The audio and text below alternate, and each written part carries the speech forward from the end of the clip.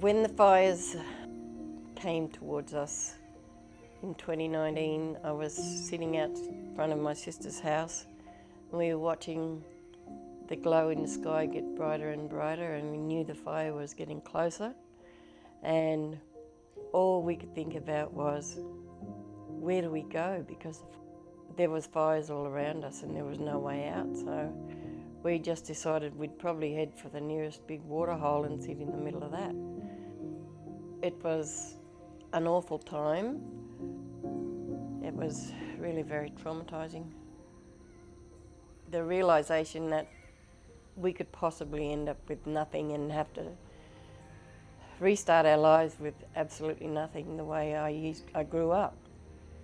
You know, I never resented growing up with nothing, but I've worked hard all my life to have everything I've got, and then I thought, bloody fire's going to take it off me.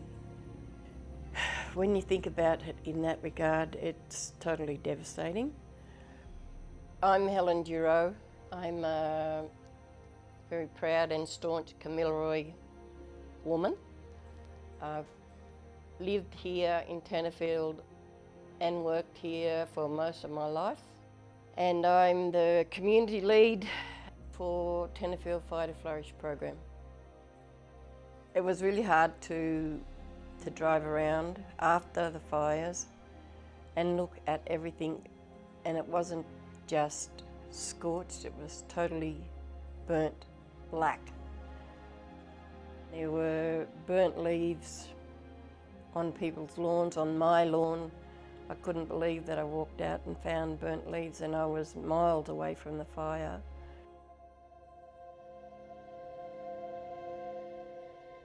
When the country is devastated as it has been, you feel it inside yourself as an Aboriginal person, and it devastates you personally.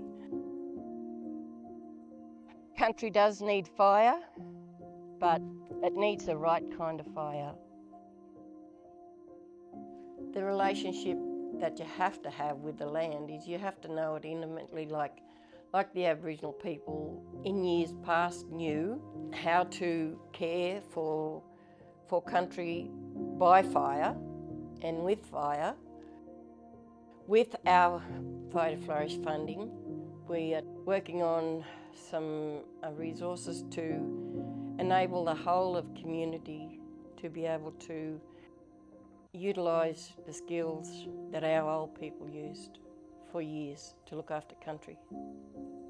The aftermath of the fires, it was very traumatising to the whole of the community. Fire to Flourish was more prepared than anyone to manage our rapid response grants. The people on the ground who have been impacted are the ones who are deciding what's needed, and that's where the money's going.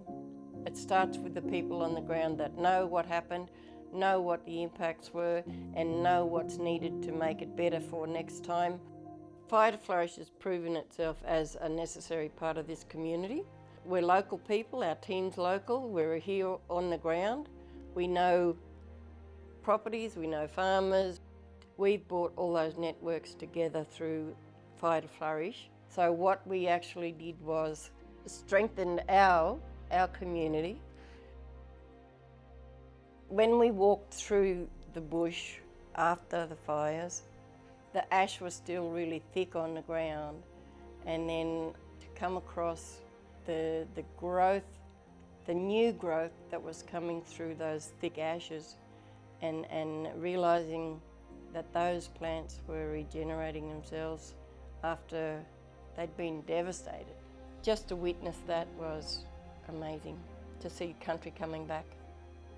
And that was just a beautiful feeling, and through the ashes, through all the devastation, through all the burnt trees, the landscape being as scarred as it was, and yet there was life coming back, and created so much joy inside of me. It made me feel really wonderful.